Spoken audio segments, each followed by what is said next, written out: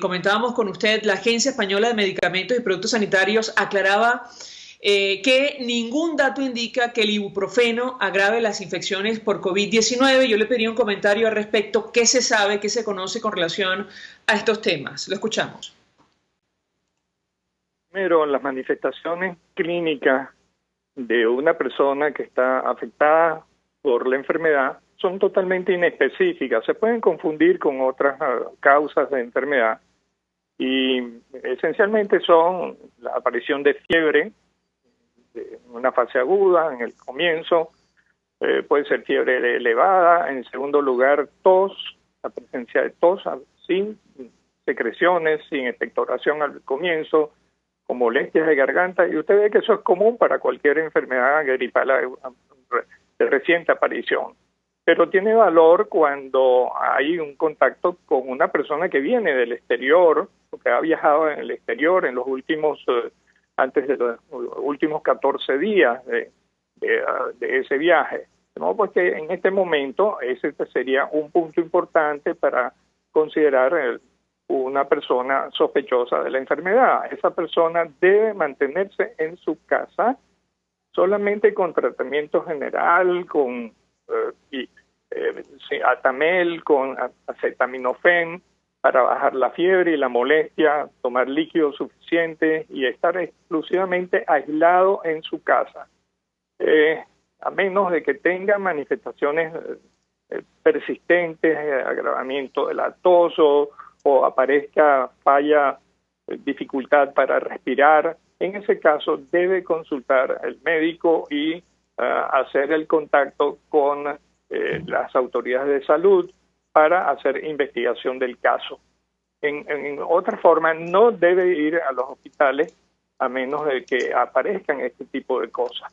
En segundo lugar, las personas que lo cuiden también deben estar bajo una condición de aislamiento, si es una persona pues que requiere cuidado, muy especialmente en las personas de edad. Personas de edad deben mantenerse en su casa porque tienen una condición de mayor riesgo y por lo tanto de complicaciones y de muerte, y por lo tanto son personas que tienen que tener especial cuidado de no estar trasladándose fuera de su casa. En relación con los analgésicos, usted señalaba el ibuprofeno, y se ha disparado información sobre el ibuprofeno, sobre todo a partir de datos provenientes de Italia, en donde se considera o se ha considerado riesgoso la utilización del ibuprofeno porque supuestamente aumentaba los riesgos para la enfermedad, para el desarrollo de complicaciones. Sin embargo, no hay pruebas contrastadas, pruebas con evidencia suficientes como para señalar que el ibuprofeno puede ser un factor agravante de la enfermedad. Así lo ha declarado en España la agencia que usted mencionaba en relación con la utilización de este fármaco. Y la verdad es que no hay evidencia científica para sostener esa afirmación. Ibuprofeno no hay evidencia para decir que agrava las condiciones de un coronavirus. Así que esa es la información que disponemos.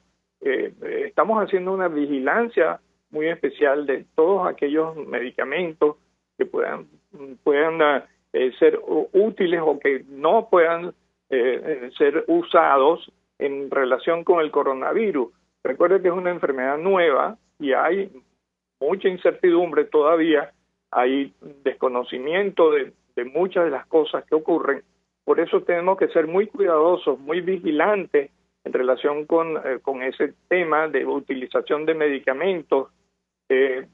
Señalo otro ejemplo, personas con hipertensión arterial que utilizan diversos tipos de fármacos inhibidores de la enzima convertidora, así se llaman, o bloqueantes de receptores ARA-C, así se llaman, y que también han sido vinculados en un primer momento de dudas en su utilización. Ese tipo de medicamentos son fundamentales para el tratamiento de los pacientes hipertensos y hasta este momento tampoco tienen que ser suspendidos porque se ha supuesto que pudieran interferir o facilitar en alguna forma con la presencia del virus y la penetración del virus a las células. Por lo tanto, categóricamente señalo que tampoco hay riesgo confirmado en la utilización de este tipo de antihipertensivos en presencia de una persona que tenga la enfermedad y que necesite su tratamiento para la tensión arterial. Como el caso del ibuprofeno, no está probado que se facilite o que se agrave el coronavirus por la utilización de este tipo de medicamentos antihipertensivos. Doctor, se suma a nuestra mesa de debate y me gustaría conversar con los dos en esta parte del programa antes de hacer la pausa para ir a publicidad. El doctor Alejandro Rísquez, epidemiólogo, profesor universitario y además pediatra. Gracias por atendernos. Muy buenos días. Buenos días, María Alejandra, y buenos días, doctor Oleta. Un gusto conversar con los dos. Doctor, yo le trasladaría a usted la siguiente inquietud que tiene que ver con los grupos más vulnerables. Y quisiera detenerme allí porque creo que a estas alturas hay información abundante a propósito de lo que ha ocurrido en distintos países. Por ejemplo, en España acaban de publicar la cifra de 297 fallecidos por coronavirus. Hay más de 8.000 personas infectadas en este país y entiendo que la población mayor de 70, 80 años está justamente en estos grupos vulnerables según la información que se maneja hasta el momento. ¿Qué puede decirnos? Sí, la situación, ya se conoce de la primera serie que publicaron en China, de que la mayor parte de los muy afectados hablo de los enfermos graves y los que presentaron complicaciones, y también las personas que lamentablemente fallecieron son generalmente por arriba de los 60 años. Esto no quiere decir que no han ocurrido casos por debajo, porque no han ocurrido por 40, 30 años, pero la inmensa mayoría son personas por arriba de los 60 años y especialmente por arriba de los 70 años, que es el grupo que está más afectado. En Italia, siendo la población con una composición de edad muy mayor, vemos que son por 80 años por arriba. La otra característica más importante es que están acompañados de enfermedades previas o condiciones previas, como afecciones cardiovasculares, típicamente son la insuficiencia cardíaca, la hipertensión arterial también está asociada. También tenemos personas que han sufrido de enfermedades isquémicas previas, partos, etcétera. También tenemos personas que han sufrido de diabetes y personas que tienen la condición de diabetes y personas que tienen enfermedades pulmonares o respiratorias tipo enfisema o enfermedad broncoconstrictiva crónica, asma o cualquier otro tipo de enfermedad que produzca fibrosis o trastornos importantes del sistema respiratorio. Yo creo que esas son las personas. Por eso es que hoy en día tú ves en la mayoría de los países se les está solicitando, incluyendo Venezuela, que las personas por arriba de los 60 o 60 años se traten de mantener permanentemente en sus casas y eviten el contacto para evitar la potencial infección. Justo quería preguntarle al doctor Oleta, porque hemos visto el llamado de autoridades en distintas partes del mundo a la conciencia de los ciudadanos a cuidarse de no adquirir la enfermedad, no probablemente por el riesgo que puede significar para los grupos etarios que están fuera de la población de riesgo, sino por la posibilidad de contagiar justamente a personas que pueden ser vulnerables. Yo le pediría un comentario, doctor Oleta, con relación a este tema. Bueno, es una obligación que tenemos todos los ciudadanos, así como los ciudadanos tenemos el derecho a la salud y a reclamarla, también tenemos obligaciones. Y aquí la acción solidaria en una situación de emergencia es fundamental. La participación de todos los ciudadanos. Aquí se requiere que todos los ciudadanos aportemos nuestro apoyo, nuestra colaboración y también que cumplamos adecuadamente y voluntariamente todas las recomendaciones que se hacen para el bien común. Este es un punto fundamentalísimo. Creo que es un tema de orden ético que a veces pasamos por alto ante situaciones de emergencia y a veces nos referimos a los temas técnicos o a los temas estrictamente sanitarios, pero la parte humana, la parte de responsabilidad, de cooperación y de solidaridad con las personas enfermas, cualquiera sea la edad, aquí no puede haber diferenciación de grupos ni de...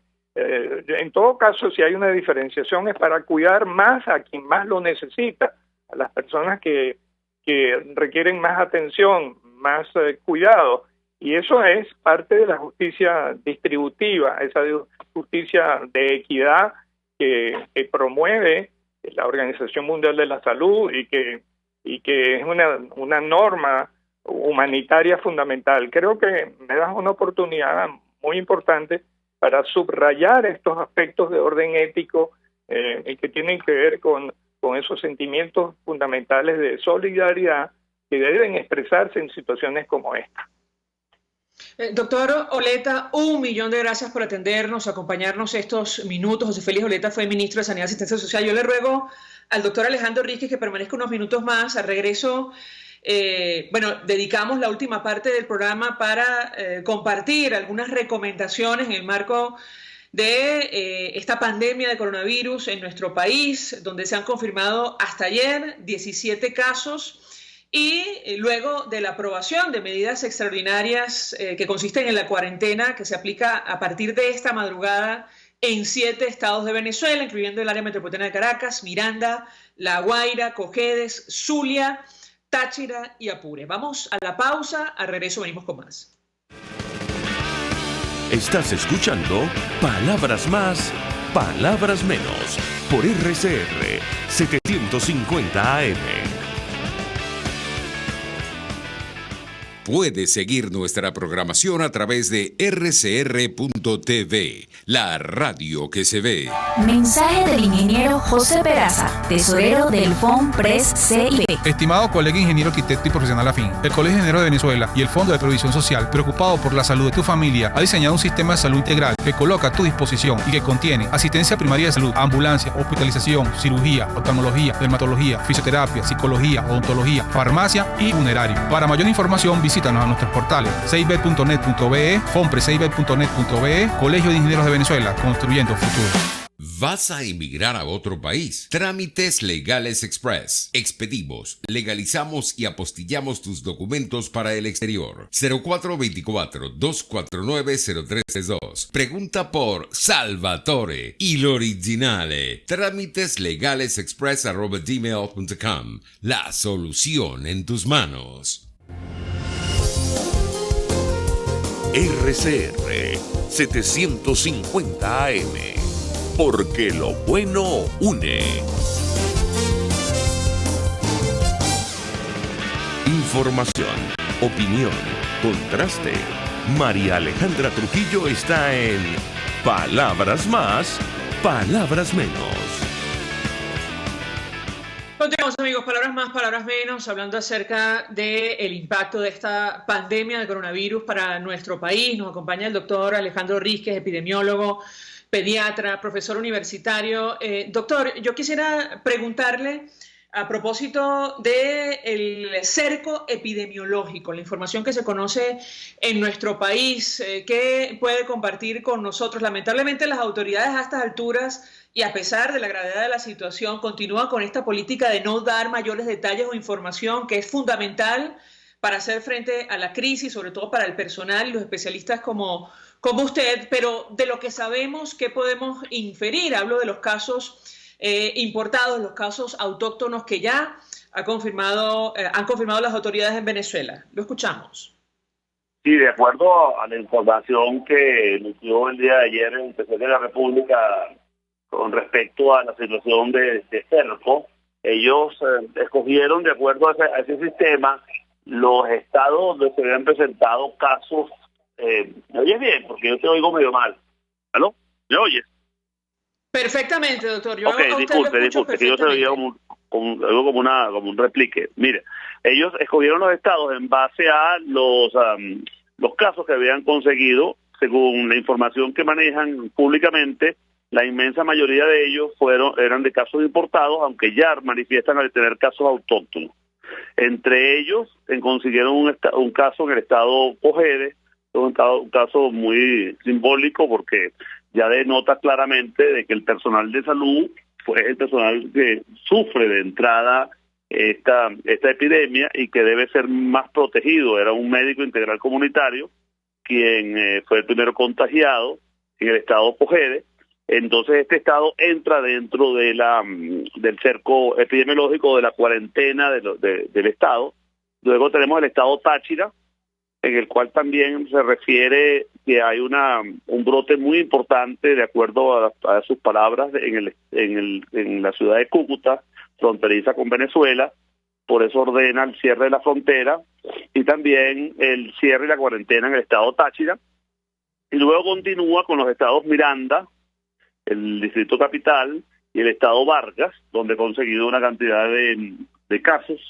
Aparentemente, los que ellos refieren son casos importados, pero sabemos muy bien que ya desde hace varios meses, del mes de enero, febrero, ya los casos podrían haber venido a Venezuela. Mucha gente ha regresado de Europa, mucha gente ha regresado con viajes de interconexión desde China, y potencialmente el número de casos debe sobrepasar de manera importante estos casos que son hasta ahorita mencionados por el Ministerio de la Defensa, que llama la atención que el boletín que presentan no es el boletín del Ministerio del Poder Popular para la Salud, sino el Ministerio de la Defensa. Pero bueno, por lo menos tenemos esa información, que es la información confirmada, oficial, que ya nos permite saber que al menos en 5 estados del país existe el problema y que tienen que tomar unas medidas que, de acuerdo a la información que manejamos, tampoco no se puede vigilar, porque no se puede hacer revisión a través de ningún portal, que sería lo ideal, lo necesario, lo que requerimos, igual que se active nuevamente el boletín epidemiológico. Esperamos que estas medidas realmente sean capaces de al menos retrasar la onda de transmisión.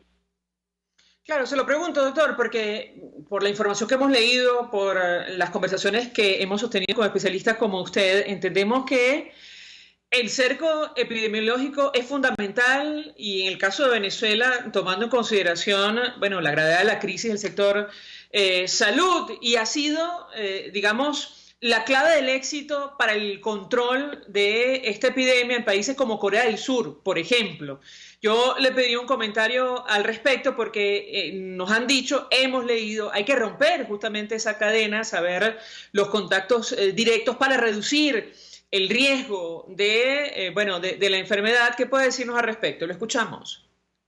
Sí, no, de manera definitiva ya la evidencia muestra que todos los países que rigurosamente aplicaron las medidas de cuarentena, de restricción en la transmisión en colegios y en sitios de aglomeraciones, que evitaron el traslado de personas de zonas donde ya estaba evidenciado la transmisión local, ha logrado de manera contundente disminuir de manera importante los casos.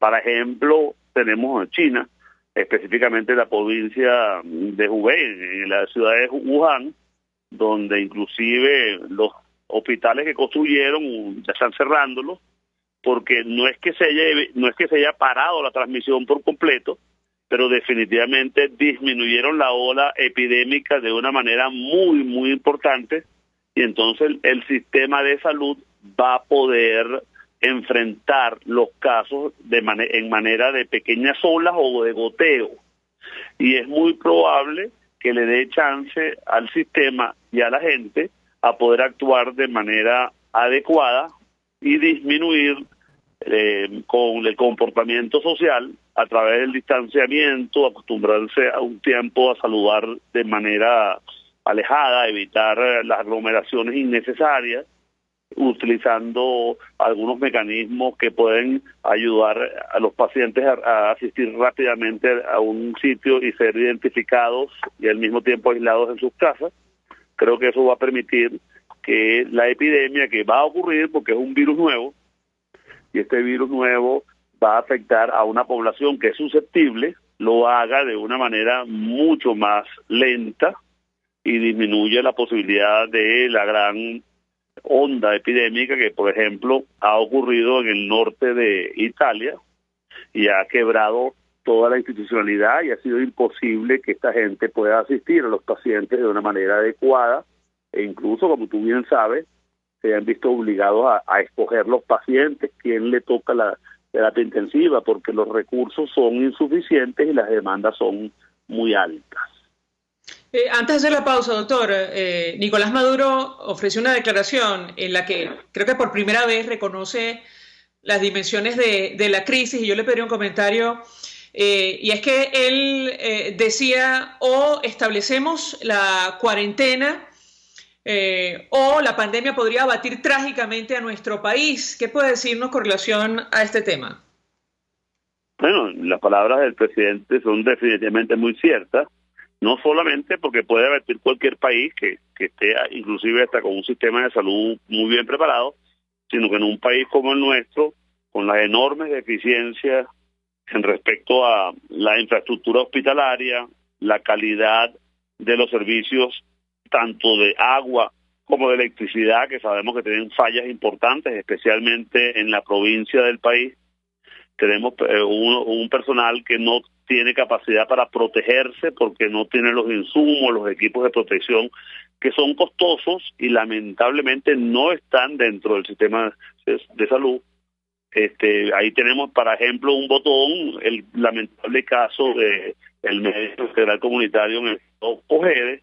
Indudablemente esto generaría una crisis de aún grandes dimensiones, una población donde sabemos que el tema de los alimentos es un problema muy grave, donde la desnutrición ha aumentado de manera enorme en los últimos años, y tenemos entonces una población que va a sufrir, en el caso de que se presente esta onda de manera inmediata, abrupta, una crisis de inmensa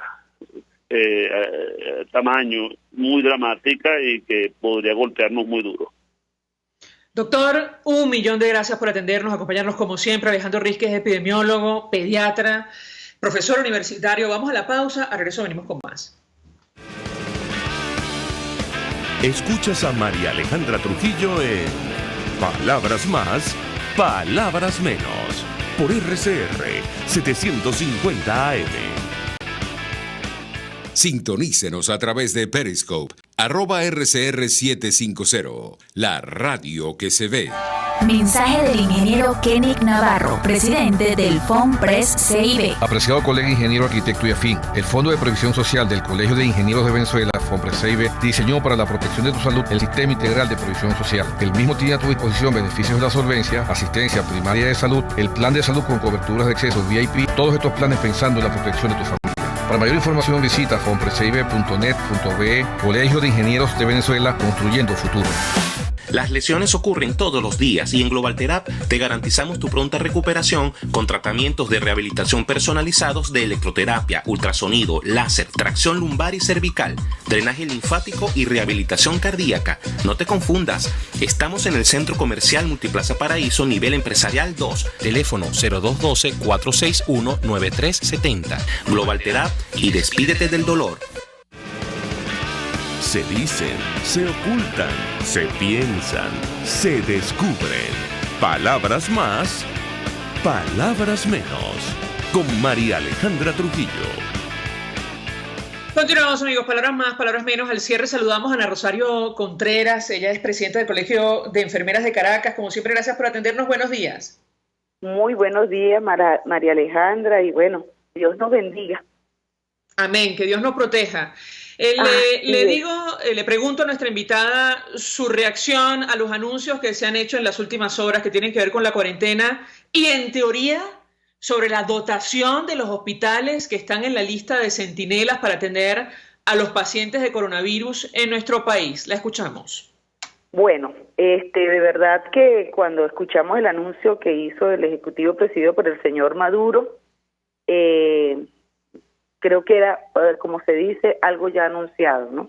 En Venezuela, desde hace mucho tiempo, nosotros hemos venido denunciando pues la situación desde que se inicia esta hoy pandemia declarada por la Organización Mundial de la Salud. Creemos pues que Venezuela entró como con mucha lentitud a hacer los preparativos en vista del colapso hospitalario que veníamos enfrentando y que hoy pues le estamos viendo esas consecuencias que desde el sector salud veníamos denunciando, veníamos exigiendo. Nos sorprendió la designación de los hospitales centinelas acá, por lo menos en la ciudad de Caracas, y creo que a lo largo y ancho del país está pasando lo mismo, porque son hospitales que no cuentan con los servicios para atender este tipo de eventualidades. Después de los anuncios hechos por el señor Maduro, por supuesto que compartimos, ¿no? Porque le tengo que decir al pueblo venezolano que evitar el contagio depende de nosotros. No hay que salir si no es estrictamente necesario. Pero volviéndonos a nuestros hospitales, hay situaciones bastante delicadas en cuanto al déficit de insumos. Y quiero decirte, María Alejandra, las barreras de protección, y me voy al personal salud, son específicas, declaradas por la Organización Mundial de la Salud. Nosotros en este momento tenemos un sector muy angustiado, sobre todo del personal, que es la primera barrera de atención al usuario, que es el médico, que es la enfermera, porque todavía no tenemos la certeza, hay muchas dudas acerca de la dotación. Por ejemplo, en el hospital del IDI se presentó una comisión del ejecutivo del señor Maduro, se estableció una unidad para atender los posibles casos complicados por el virus. Se dice que están las dotaciones, pero hasta ese momento no se sabe cuál es el tipo de implementos que tenemos. En el hospital, el José Ignacio Bardot, que es el otro hospital, se adecuó la maternidad Herrera Vega para este tipo de eventualidades. En el día de ayer se estaba preparando o arreglando lo que podía ser la terapia intensiva, pero tampoco se conoce cuáles las especificidades de las barreras de protección. Y aquí me quiero detener. De acuerdo al protocolo de la Organización Mundial de la Salud, la mascarilla que debe usar el personal salud, en este caso, tiene unas especificidades. Por ejemplo, tiene que ser la N95, que por el filtro, no puede ser un tapaboca cualquiera. Para evitar que ese personal sea contagiado, debemos usar guantes, tiene que ser la bata con impermeable, manga larga, tenemos que tener el gorro, porque aquí le quiero decir al personal salud, si nosotros tenemos todas las barreras de protección específicas para este tipo de eventualidades que no coloquen en riesgo mi vida, yo no me puedo negar a atender a un paciente. Ahora la dualidad se nos va a presentar, María Alejandra, si no tengo las medidas, las barreras de protección para mí, como trabajadora de la salud, ¿cómo me voy a arriesgar? Y aquí entraría el principio de sobrevivencia. Entonces, lo que hemos hecho, el paneo que se ha hecho, no solamente en Caracas, sino a nivel nacional, no existe o no tenemos la certeza de que existan las barreras de protección adecuadas, de que las condiciones estén dadas, porque pareciera que estamos así como vayamos viniendo, vamos viendo, se está montando. Y esto tendría que haberse hecho con muchísima anticipación, porque ya veíamos cómo era cómo estaba la velocidad del nivel de contagio de este virus que hoy, por supuesto, tiene bastante angustiado a Venezuela y a los trabajadores de la salud. La dotación en nuestros hospitales, vemos cómo se anuncios, pero desde los hospitales los reportes que nos llegan es que no hay servicio de agua disponible, de que no hay soluciones antisépticas, que no hay para desinfectar los hospitales. Se me comentaba que en el Miguel Pérez Carreño, con un solo coleto, se estaban limpiando todas las unidades. Imagínate tú esta medida. O sea, limpiar una unidad donde hay casos sospechosos de coronavirus, en todas las unidades esparcir el virus por todo. Entonces, estas son las medidas que tenemos que ir corrigiendo y sobre la marcha y las tenemos que ir corriendo sobre la marcha porque lamentablemente no hubo una planificación por parte del responsable en materia de salud de adecuar y de formarnos al personal que esté en servicio en este momento para atender este tipo de eventualidades. Entonces, uno del llamado que se hace, y es urgente, es que nuestros hospitales tienen que dotarse de manera inmediata. Aquí no tenemos que esperar horas, aquí estamos hablando de manera inmediata porque ya vemos cómo se están presentando diversos casos. Ya tenemos información de un profesional de enfermería que dio positivo en la zona de Guatire, Guarena, y esto por supuesto nos tiene que encender las alarmas a todos, porque de por sí ya veníamos presentando un déficit de personal salud bastante importante debido a las condiciones de trabajo y a los salarios bajos. Hoy, frente a esta situación, ya muchas compañeros y compañeras están hablando de renuncia.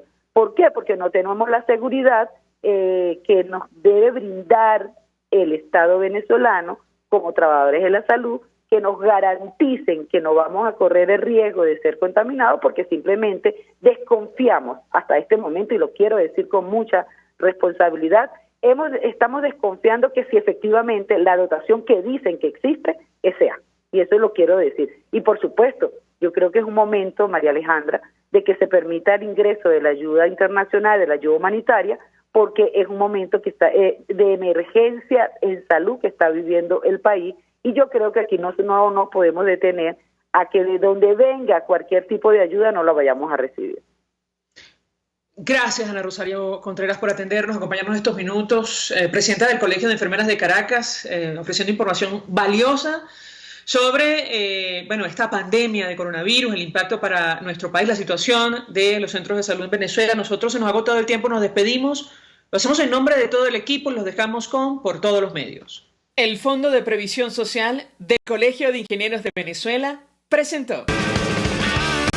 RCR presentó Palabras Más, Palabras Menos. RCR 750 AM.